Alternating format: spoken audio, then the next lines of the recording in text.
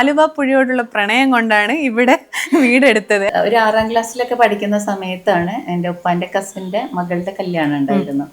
അപ്പോൾ ശരിക്കും അന്ന് ചെറിയ കുട്ടിയായിരുന്നപ്പോൾ ഉപ്പാൻ്റെ നാട്ടിലേക്ക് വരാന്ന് പറഞ്ഞാൽ ഞങ്ങൾക്കൊക്കെ ഭയങ്കര ഇഷ്ടമുള്ളായിരുന്നു. അപ്പൊ അങ്ങനെ ആ കല്യാണത്തിന് വന്നു കഴിഞ്ഞിട്ട് പിറ്റേ ദിവസം ഞങ്ങൾ അവിടെ രാത്രിയാണ് എത്തിയത്. അപ്പോൾ അവിടെ ആലുവയിലാണ് വരുന്നതെന്ന് പറഞ്ഞു.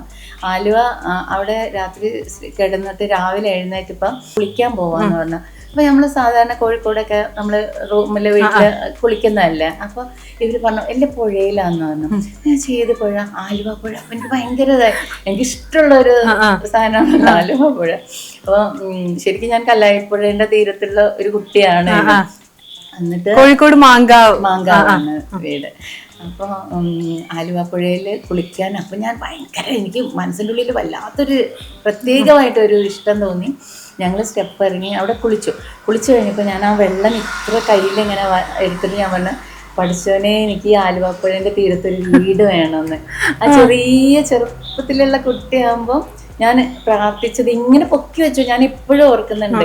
വെള്ളം എടുത്ത് പറഞ്ഞു, പഠിച്ചവനെ ഈ ആലുവപ്പുഴേൻ്റെ തീരത്ത് എനിക്കൊരു വീട് വേണമെന്ന്. പക്ഷെ അന്ന് എങ്ങനെ ആലുവപ്പുഴേൻ്റെ തീരത്ത് വീട് വെക്കും, ഞാൻ കോഴിക്കോട്ടുകാരാണ്, എങ്ങനെ എന്താണെന്നൊന്നും അറിയാത്തൊരു കാലത്തിലെ ഇഷ്ടം. അങ്ങനെ വന്ന് കല്യാണം കഴിഞ്ഞ് വീട് അന്വേഷിച്ച് നടക്കുന്ന സമയത്ത് ഞാൻ സ്ഥലം വാങ്ങിച്ച് വീട് വെക്കാൻ ഞാൻ എനിക്ക് ആലുവപ്പുഴേൻ്റെ തീരത്ത് വേണമെന്ന്. അങ്ങനെ ഹസ്ബൻഡ് എന്നെ കൊണ്ട് ഈ വഴിയൊക്കെ ഇങ്ങനെ പല സ്ഥലത്ത് കൂടെ പുഴേൻ്റെ സൈഡിലെ എല്ലാ പ്ലോട്ടുകളൊക്കെ പോയി നോക്കിയപ്പം ഇങ്ങനെ ഈ GCD റോഡ് പ്ലോട്ടുകളാണിത് ആലുവ. അപ്പം മണപ്പുറത്തുള്ള. അപ്പം അവിടെ വന്നപ്പോൾ ഒരു പ്ലോട്ട് വിൽപ്പനയ്ക്കെന്ന് കണ്ടു. അങ്ങനെ അത് വാങ്ങിയിട്ട് ആ സ്വപ്നം സാക്ഷാത്കരിച്ചു.